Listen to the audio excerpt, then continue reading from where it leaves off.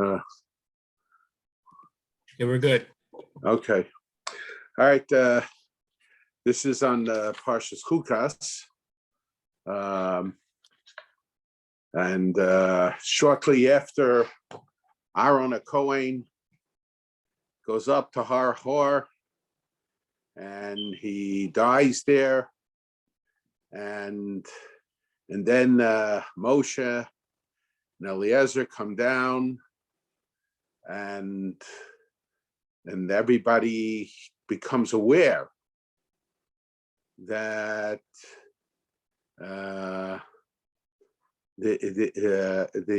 everybody becomes aware that Moshe, that Aaron had passed away already.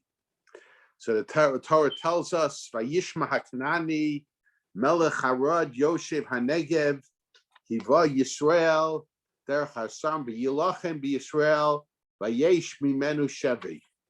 That the Canaanites, the Canaani Melech Harod, who lived in the Negev, came and he waged war against the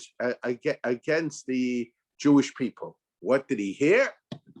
So sages say because the Danania Kavod, the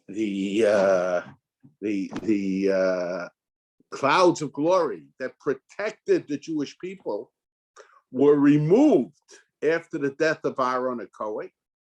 So he heard that the Jewish people were no longer being protected.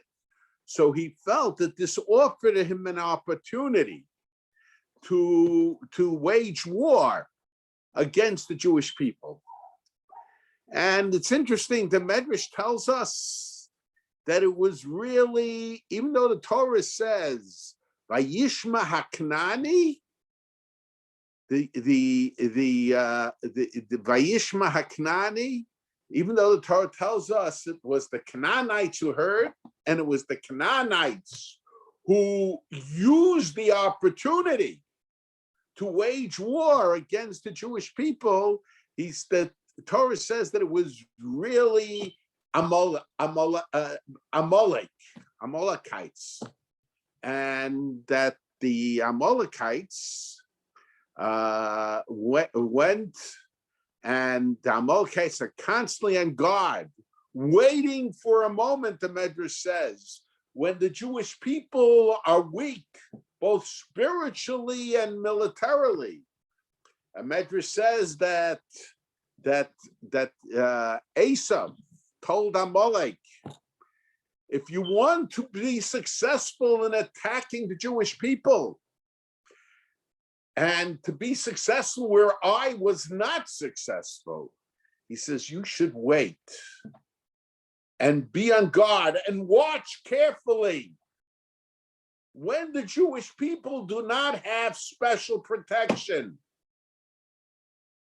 And that is the time to attack.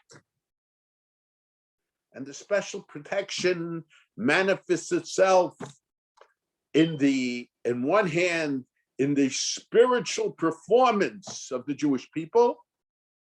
If the Jewish people are observing the mitzvos, so there is a special heavenly protection. And also, at certain times, the Jewish people are not on guard. And because they're not on guard, in a sense, they make themselves in a position where it becomes easier to attack them.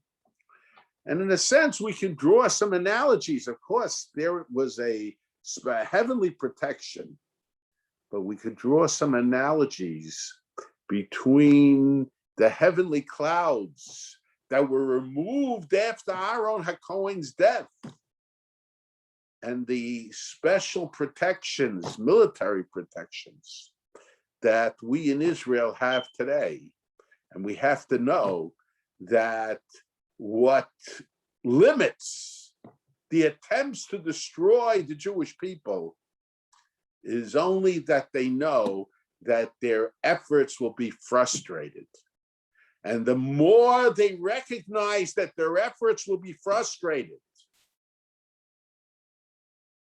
the more they will hold themselves back from doing what they really want to do. But when the protection is lifted,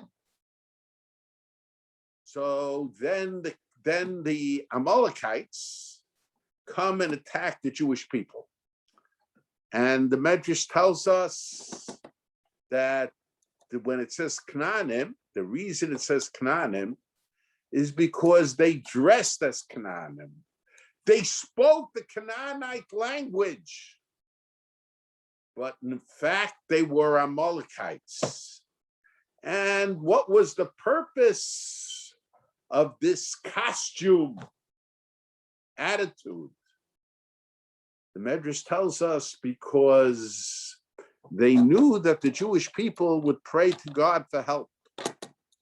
And they wanted to frustrate the efforts of the Jewish people receiving heavenly help through prayer.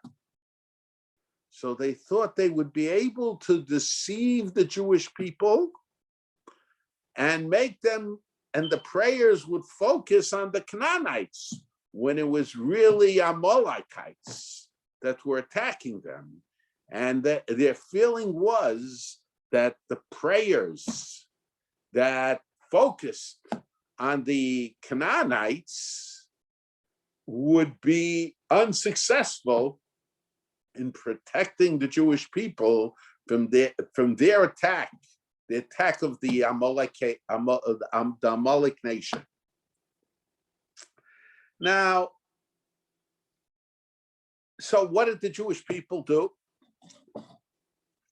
The Jewish people were to some degree confused. On one hand, they saw a people who were dressed like Canaanites, who spoke the Canaanite language. And on the other hand, these Canaanites had the facial features, the physical attributes of Amalekites.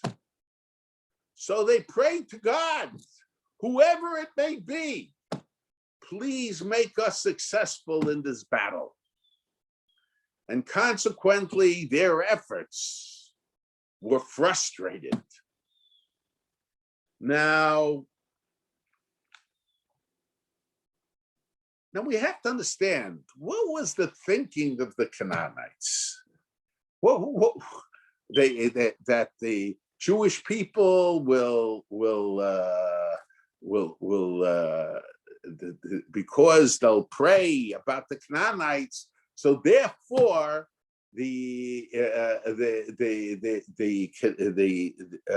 their attacking party, which was really Amalekites, would be successful. What was the idea behind it?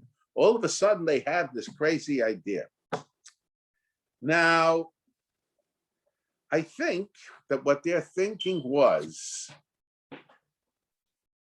that the Canaanites thought that the Jewish people, that prayer serves a double purpose. On one hand, prayer when I am in trouble. So prayer is to saves me, removes the danger that I find myself in. On the other hand, when I go to war and I'm fighting an enemy, and I ask for God's help in fighting the enemy, so through prayer, God gives me aid in destroying the enemy. In a sense, they viewed the prayer as both a weapon against the enemy and a form of salvation for the Jewish people. And then when they saw that the heavenly clouds that up to this point protected the Jewish people from the attacks of all enemies was removed. So their feeling is that the Jewish people no longer had special protection. Apparently, they lost their merit that was identified with Aaron HaKohen. And the prayer would only be successful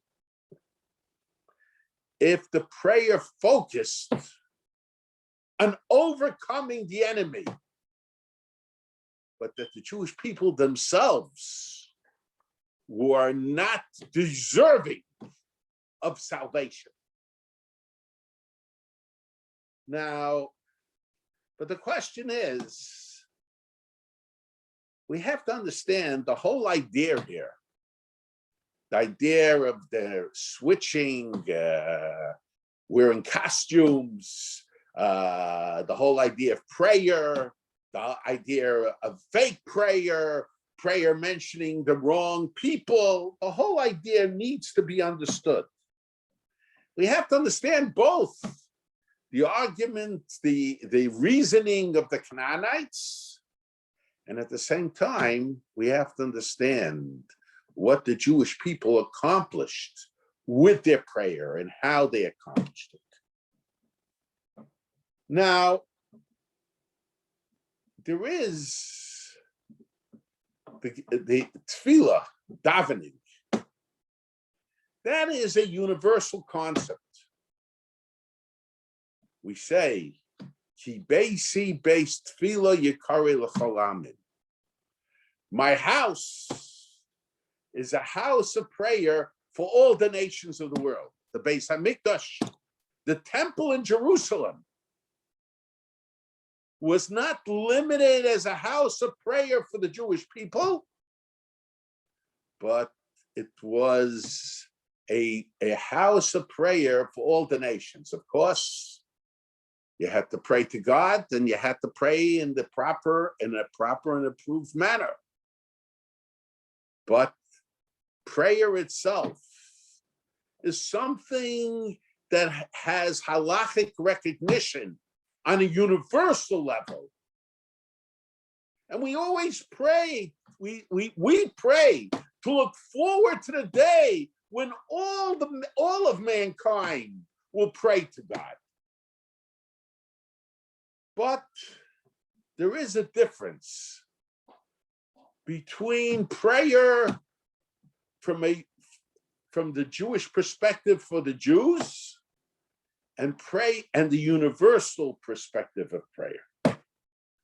Prayer for a Jew is not only a means of appealing to God for help when man is in trouble, and man is always in trouble. Sometimes we recognize the trouble. Sometimes we see the enemy at the gate.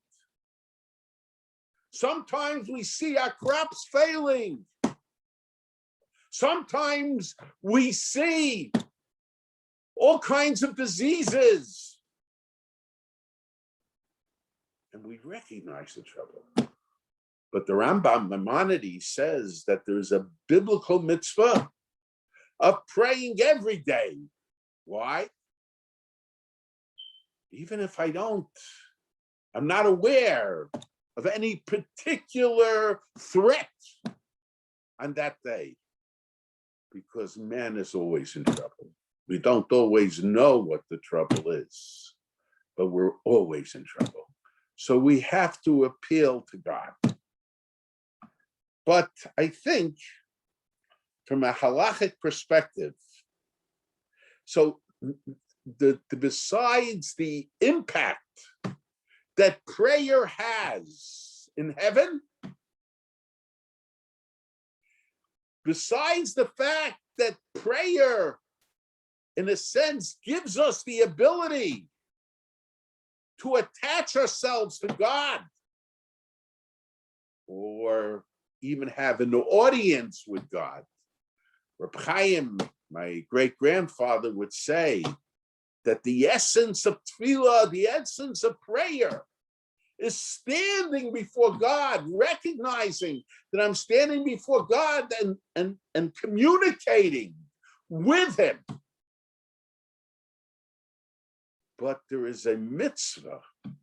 There is a mitzvah to daven also. According to the Maimonides, according to the Rambam, that mitzvah is a required mitzvah. According to the Ramban, Reb Chaim said it's not a required mitzvah unless you recognize the trouble. But there is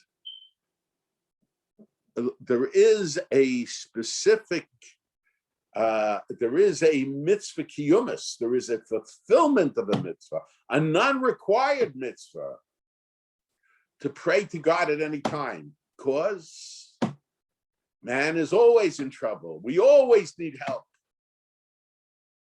So tefillah is a mitzvah. So I think this is the difference from a Jewish perspective between tefillah davening, the universal perspective of tefillah, the Jewish universal perspective of tefillah, and tefillah as a mitzvah. And tefillah as, according to the Rambam, a requirement, something that you were required by God to do. And actually that presents a special challenge, because on one hand, tefillah is best when I want to make a connection with God. So there is a challenge when I have to make that connection, when I'm required to make that connection, nevertheless, to have the same attitude as if I was choosing and wanting to make that connection to God. Now, I think when the Torah tells us about the mitzvah of prayer, so it says, Va'avadatem. U'la'avdo, it talks about serving God. There's a difference. There are two forms of prayer. When one finds himself in trouble, when he's being chased, when he has a family member that's sick, when he himself is encountering financial difficulties, and he screams out to God, God, please help me. That's a form of prayer also. But that's an informal prayer. That's connecting with God. That's a cry for help, a plea. And it's connecting to God. But the requirement, the mitzvah that was given to the Jewish people was not limited to a cry for help. The mitzvah is to have a formal form of prayer. According to the halacha, I know the Magen Avraham and the Mishnah Berurah seem to disagree, but Reb Chaim felt that according to the Rambam, the mitzvah of tefillah is accomplished only if you have shavach, you have praise, bakashas tzorchav, if there is request, and hodah, and thanks. These three elements are part of the formal prayer. If you're in trouble and you just ask for help, that's also prayer. But the fulfillment of the mitzvah of avadatem, that's only in regard to a formal prayer. And the formal prayer is revealed to us, the mitzvah, in the sense of serving God.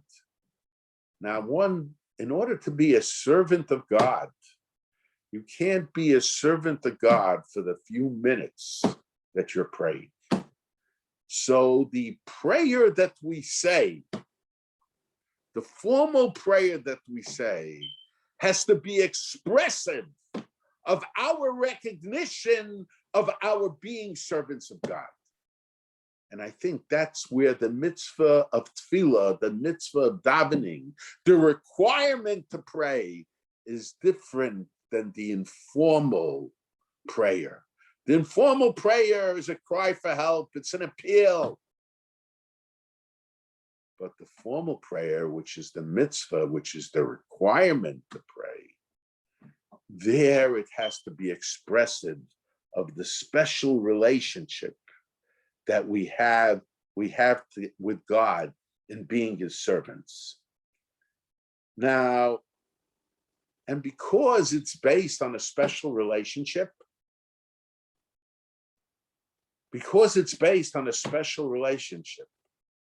so prayer is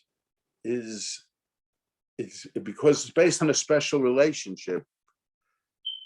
Prayer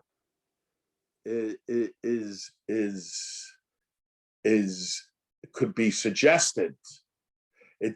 When we pray because of a special position that we have as servants of God.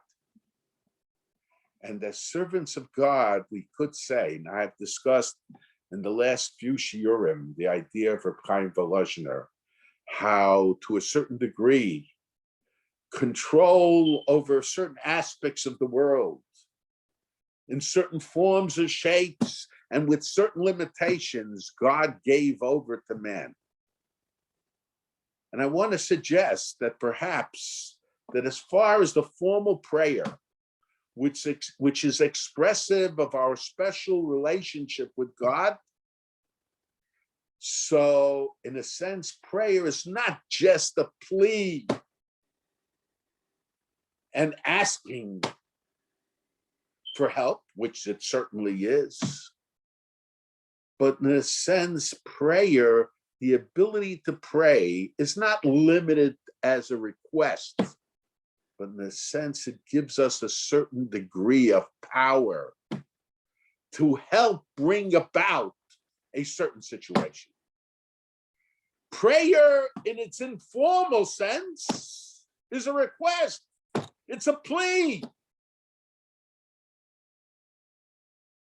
Sometimes there isn't time for a formal prayer. But the formal prayer, which is avodah, which is expressive of our being in the service of God and being the service of HaKadosh Baruch Hu, there it's more than just a request. In a sense, it's an action, an act of power. And it's interesting. My uncle, most Sifrei Machshava, most of the books of Jewish philosophy, Jewish thought, when they speak about prayer, they speak about prayer as an act of going to God. My uncle suggests in Shiurim L'Zeicha B'Mori that prayer is not so much an act of going to God, but when we pray, God comes to us. And while he bases it on certain Rambams, and I was able to answer a number of questions that I had previously in the Gemara in Brachas and the Gemara in Yuma, nevertheless, it was still a very difficult concept for me to comprehend how prayer is by God coming to us rather than us coming to God.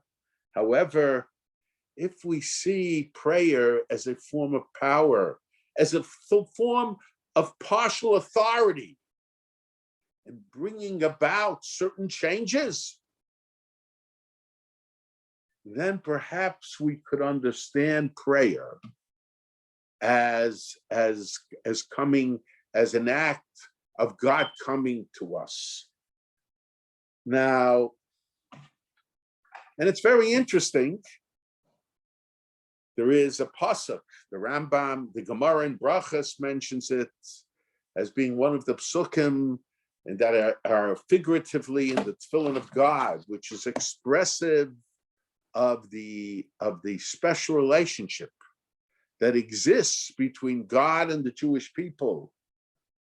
Ki mi goy gadol, who is such a great nation, asher lo elokim, who has a God, krovim elov, so close to him, kashem elokeinu, like God, our God, b'chol kareinu elov, whenever we call out to him.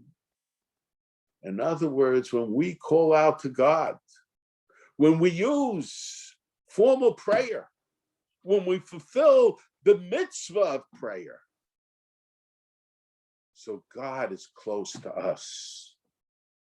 God is close to us. So because of this, we could say this is tefillah represents.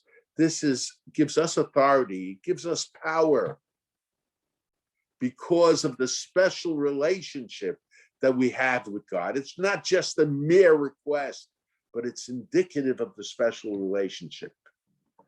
Now, while this is true, in regard to all types of problems that we encounter, whether it's famine, or whether it's sickness, or whether it's war, but it's especially true in dealing with Amalek. And it's very interesting, the Rambam in the Minyan HaMitzvos HaKotzer, that's at the beginning of every Rambam, Yad HaChazaka, he writes there about, when he talks, he has a short paragraph where he talks about the significance of mitzvos d'Rabbanan, rabbinic mitzvos, mitzvos that were enacted later on, after Sinai. And there he gives an example as Megillah reading on Purim. So he says, what is the significance of Purim? Something altogether different than the popular perspective. The popular perspective of Purim is, it was a day of salvation. There's no doubt that Purim commemorates salvation. The Rambam says it's a day that we celebrate the recognition of God listening to our prayers, that we are so close to him, that he is constantly listening to our prayers. And he mentions this parsha, Ki mi goy gadol asher lo elokim krovim elov kashem elokeinu b'chol kareinu elov. In other words, this is part of the greatness of the Jewish nation. The greatness of the Jewish nation is the closeness that exists between God and the Jewish people, and the way God reacts to the prayers of the Jew. Now, God reacts to the prayers of all mankind, but when the prayer comes from those who serve him, who are his servants, then the prayer is not just a plea, and it's not just asking, but in a sense, it comes with a certain degree of authority. Not authority over God, but authority that God granted to us. Now, and I want to explain this. In the past, I've discussed the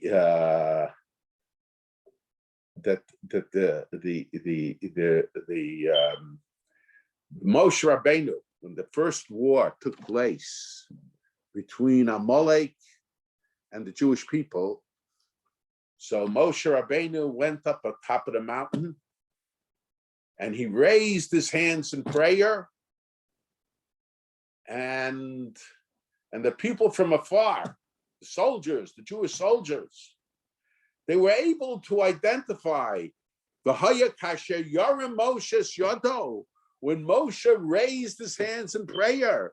The Govar Yisrael, the Jewish people, had the edge. The Jewish people were being victorious. The Kasher Yarim Moshe Yodo, when Moshe put down his hands, the Govar Amalek, that would give the edge to Amalek. Now, so it was important to associate the battle of Amalek with prayer. Now, what brought the nation of Amalek to attack the Jewish people in the first place? What was the sin? They said, Hayesh Hashem b'kirbeinu imayim. Is God in our midst or God is not in our midst? They didn't recognize the special protection. They did not recognize the closeness that God had with the Jewish people. So, because of this, and Amalek, more than that, Amalek, why does Amalek fight the Jewish people? The other nations, they fight the Jewish people because they want their land. The Canaanites. The other nations, because the Jewish people possess something that they want. But why does Amalek, why does Amalek attack the Jewish people? It's not even just past hatred. That we could say about the Esav, the descendants of Esav in general. But Amalek, it's not so much just the hatred of the Jewish people, but it's the hatred of HaKadosh Baruch Hu, the hatred of God. And in B'Shalach it says, Ki yod al keis ka. God lifted his hands figuratively, his hand on the throne. Milchama ba'Hashem ba'Amalek midor. There is a battle, a war against Amalek from generation to generation. And our sages tell us the word is case, ka. It's separated. It's not complete. Neither word is complete. Why? Ein kisi shalei, my throne is not complete. And my name is not complete as long as Amalek is in existence in the world. In other words, Amalek's goal is non-recognition of God. He doesn't want the world to recognize God as master, as king of the world. And he feels that by waging war against the Jewish people, he will accomplish that purpose. So there is a war. The war is not just a war against the Jewish people, Amalek. Amalek is always looking when he can kill the Jew, when he can destroy the Jew. But Amalek he's raging battle against HaKadosh Baruch Hu himself. And we have to show that this battle is not just a military battle, like all other military battles, but this is a spiritual battle. And we are fighting for HaKadosh Baruch Hu, but it's not just we are fighting for HaKadosh Baruch Hu. HaKadosh Baruch Hu is the one who is aiding us in that war. So v'haya kasher yarim Moshe yado. It's important for the Jewish people and even the rest of the world to understand this is a battle not just being fought by the Jewish people. It's a battle being fought by God himself. And that's why it was important for Moshe Rabbeinu, and the Jewish people had to recognize that also. That Moshe Rabbeinu had to go up on top of the mountain where all could see him and raise his hands in prayer. So the Jewish people should associate their seeming victory as something that was accomplished by HaKadosh Baruch Hu, by God, to emphasize it was Milchama L'Hashem B'Amalek. It's God's war. It's not just our war. And it's interesting, the Gemara in Parshas says that David HaMelech, at one point, the advisors, the leaders of Israel, came into the throne room of David HaMelech, of King David, and he says, your nation is in great need. And the way some of the Farshim explain it, there was a Gedud Amaleki at that point, a battalion of Amalekite soldiers who were attacking the Jewish people. And because of that, the Jewish people were suffering economic problems. And David HaMelech decided to wage war against them. And he said, go check with the Bezdin HaGadol, with the Sanhedrin, check with the Kohen Gadol, he should look at the Tumim, check with the generals to see how we can plan this war in an effective manner. When he says check with the Sanhedrin, with the High Court of Israel, with the Bezdin HaGadol, Rashi says, Kedei sheyispalo leihem. Rashi says, this is, I think, Daf Gimel, or Daf Daled in Parshas, in order that the Bezdin HaGadol should daven for them. And the question arises, why is it that the Bezdin HaGadol should daven for the Jews? What was so special that the Bezdin HaGadol, the High Court of Israel, should daven? But I think the answer is, since it was a war against Amalekites, since it was a war against Amalekites, we have to emphasize the spiritual role. And we have to do it in the manner that the original war against Amalek was fought. And who went up in prayer? Who prayed on behalf of the Jewish people at that time? It was Moshe Rabbeinu. He went on top of the mountain. And the halacha is Moshe Kishim V'chad Koi. Moshe Rabbeinu had a din like Bezdin HaGadol. And I've mentioned it's not so much that Moshe had the status of the High Court of Israel as the High Court of Israel was in place of Moshe Rabbeinu. Consequently, when we wage war against the Gedud Amaleki,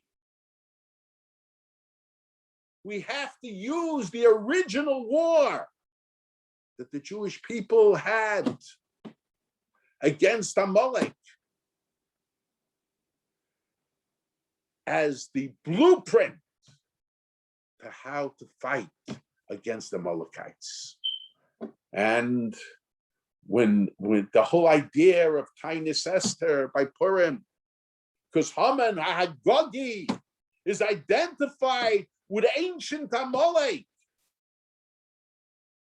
So it was important, as the Rosh points out, and as Rashi points out, in other words, this day that they went to war on Yud Gimel Adar was a day of prayer.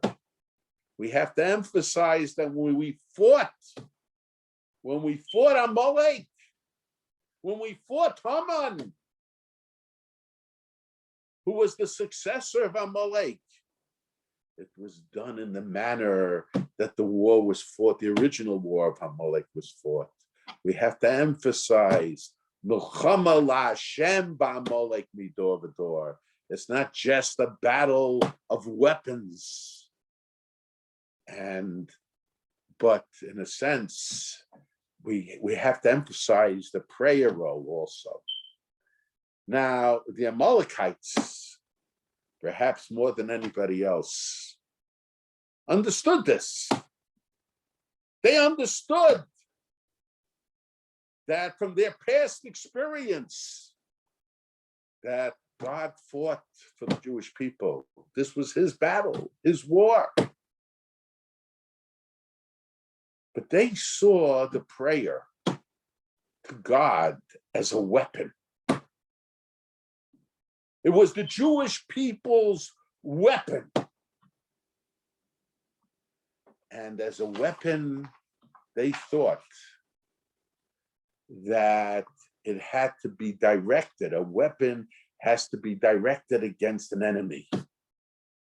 And therefore it was necessary. And as I mentioned, they didn't see prayer as being a big problem for them on behalf of the Jewish people. But they recognized the anger of God against them.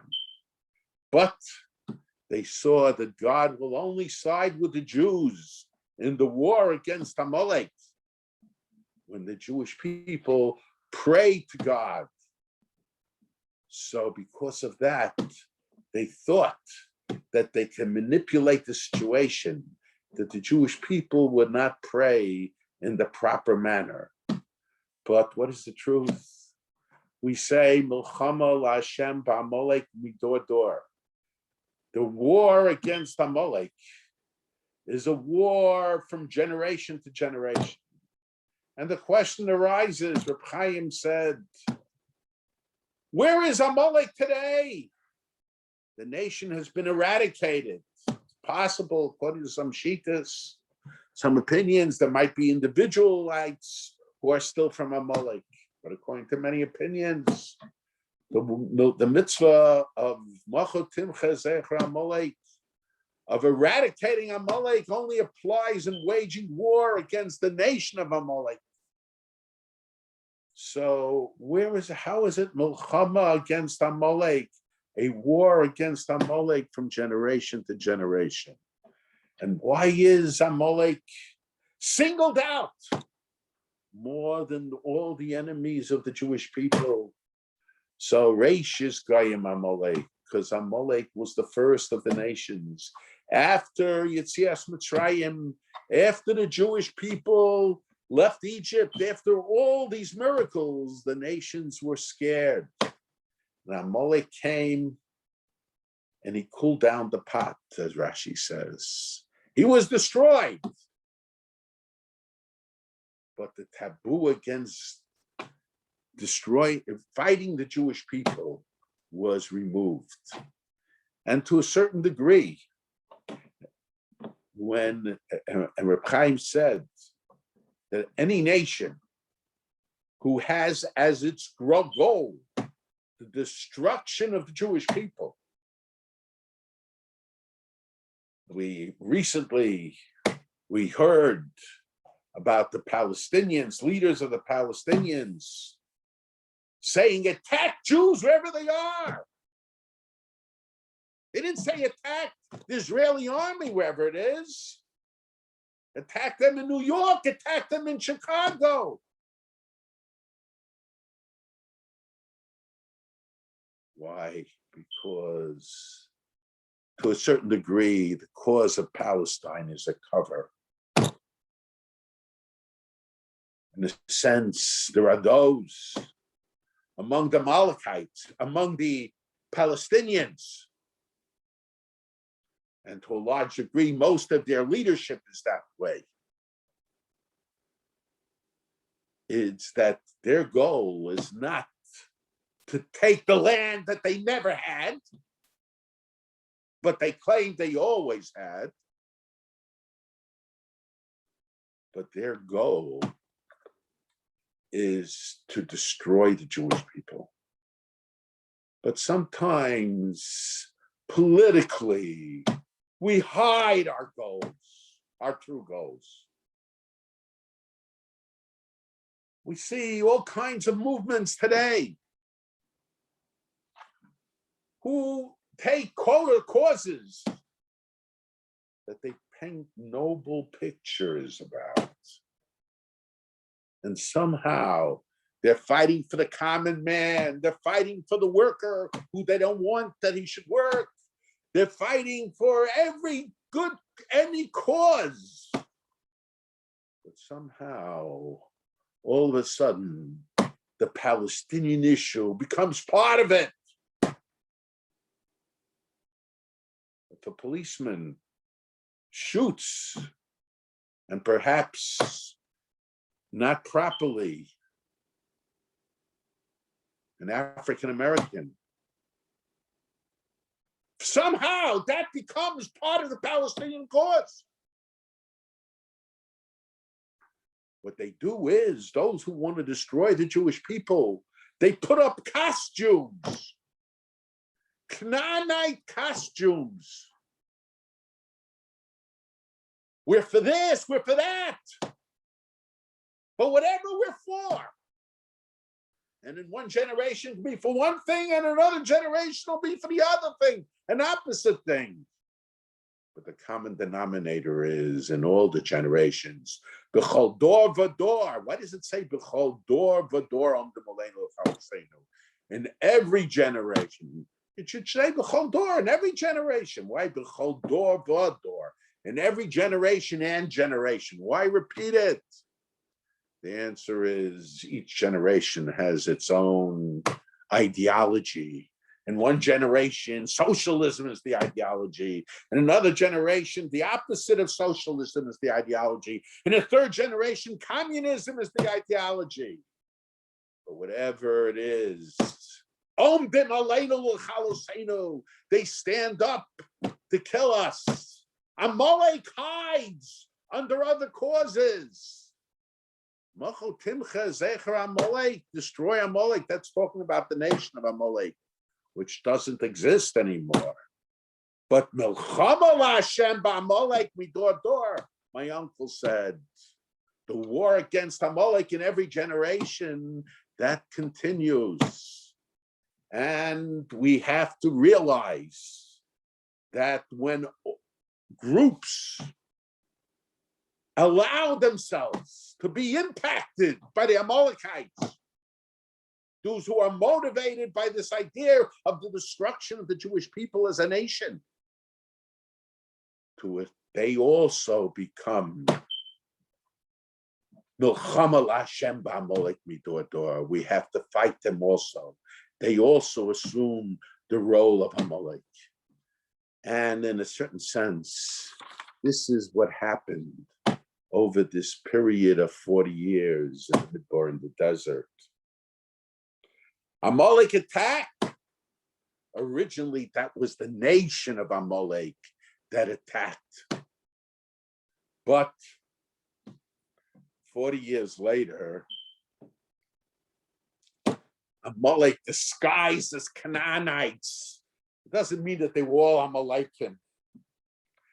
They became part of the Canaanite nation who were attacking. They inspired it to a certain degree. And they were waiting for the right moment. And throughout Jewish history, even at the Korban Bayis Rishon, there were Amalekites there with the Babylonians. There were constantly Amalekites attached to those who were trying to destroy the Jewish people. So because of this, the Jewish people, recognizing the problem, they said, whoever is attacking us, we know Amalek is behind it. So we want to show that the war that we're having with the Canaanites who are allied with the Amalekites, it's not just a war against the Jewish people, as the Amalekites for the territory, as the Amalekites would want you to believe. But it's a war that they have against HaKadosh Baruch Hu. It's a war against God. So they were mispalel, they davened. Whoever they are, be it Canaanites, be Amalekites, be it Canaanite, Amalekites who dress as Canaanites and talk the language of the Canaanites, who speak about their land that's being taken away from them. On one hand, who speak about children dying in Gaza, but at the same time, they protect terrorists who place bombs intentionally where there are carriages there. Whatever it is, it's Amalek. So whoever they are, if Amalek is part of them, if they are inspired by Amalek, and we want to show that it's not just our war, because ultimately the goal of Amalek and they who work on behalf of Amalek are in a sense working to accomplish their goal. It's a Mulchama Lashem. There is a Mulchama Ba'Hashem. They fight God, and we fight for HaKadosh Baruch Hu, for God. Okay.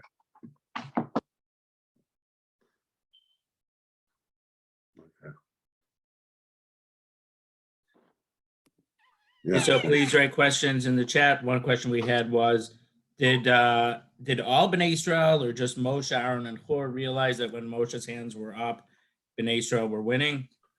I would assume that at least after a while, all the people realized it.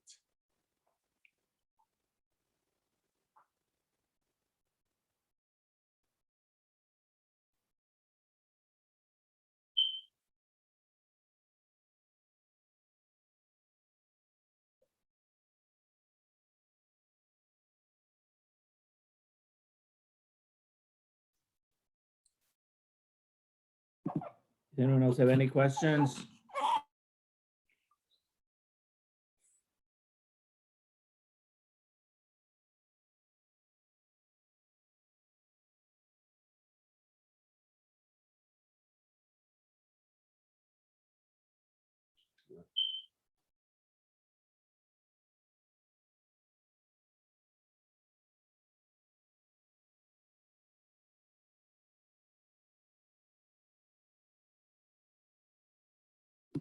Someone had asked before what was the language of Canaan? So I said that many Rishonim say that Lashon HaKodesh was not the language. I would say it was probably the Canaanite language. Right. There's discussion that Avram, didn't originally speak Lashon HaKodesh. No, but Avram didn't come from Canaanite originally. Avram's, according to some, it's not clear, but according to some, it's Aramaic. It's Aramaic, so that's yeah. Oh, could we learn when Rabbi was talking about prayer as a service or anything, the way that Esther had to ask things from Achashverosh, that she was only in like a servant type perspective, and she didn't have any control. The way that she was able to ask of Achashverosh. I'm not sure what the question is.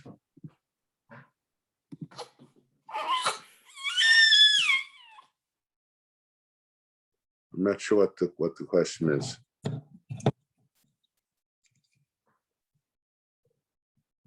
Okay, well, there aren't any other questions. So